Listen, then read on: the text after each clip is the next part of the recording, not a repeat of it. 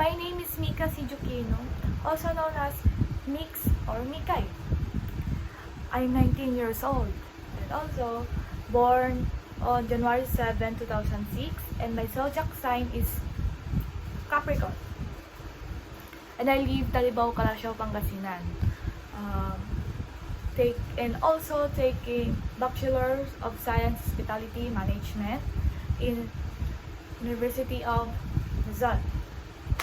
So get to know about me more. And of course, my favorite color is black. And then my favorite flower is sunflower.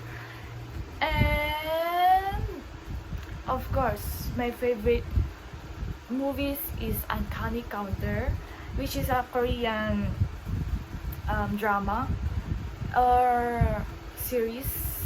And then the drama Code Heroes on Call, which is it's all about sa mga doctors.